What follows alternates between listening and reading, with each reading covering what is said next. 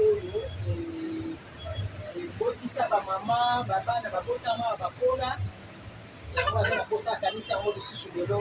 asala mwa image wana ya njili ya hôpital ya maternité ya tata Mapasa mpona asepelisa bamama oyo baboti awa elongo bango mpe bamona ndenge lokola baza na maternité baza meme na kati ya maternité bakoki koluka kosepela kopesa vie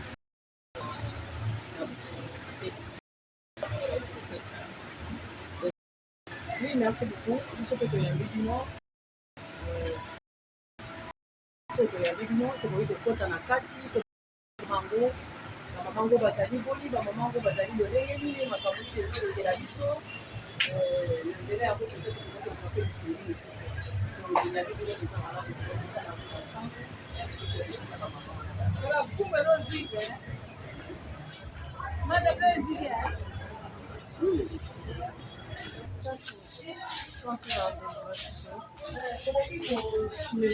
parce que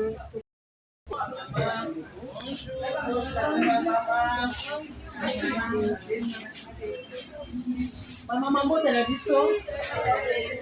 toyambi bandeko na biso bakuti na fondation na bino mwana na biso ali mpenza mwana na biso malamu bongo azalaka na tele sunga yango wana bamama baye kotasi yango la parole. Bamama biso tozali bamama ya fondation Nadine Bantimba tosepeli koya kotala biso bamama toboti oyo toza na retrouve na oyo bamama tozwi makasi te ya cause ya situation na biso lokola bokamami na kati te mpo bowuti kopesa eloko eza important oyo vraiment ya motuya na bomoi na biso donc toyebi ke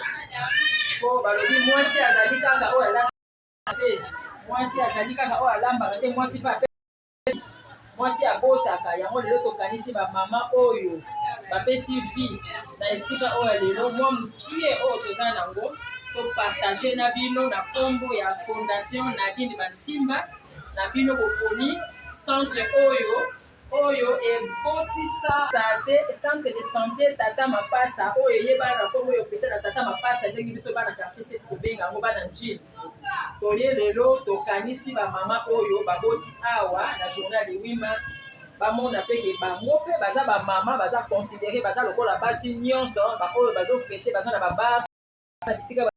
bandako baza ndenge yango toye kokanisela bino topartage esengo oyo toza nango lelo na journée ya le 8 mars 2026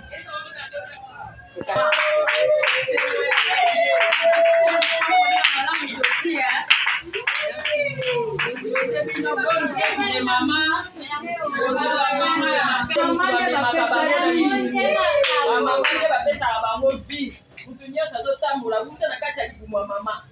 na yango wana tokanisi bamama na journée lelo tosepelisa bino na mwa mokie oyo tozwi nango topartage.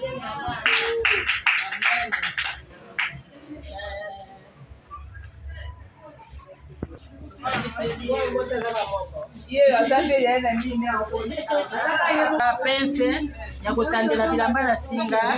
oyo ya rose mpona mama ya bana basi ya mwana mwasi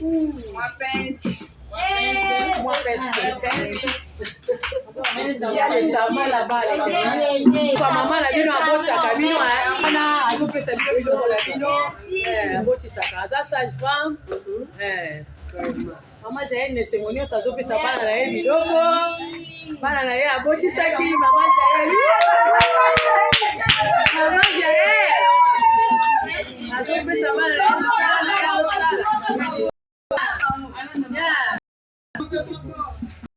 Merci.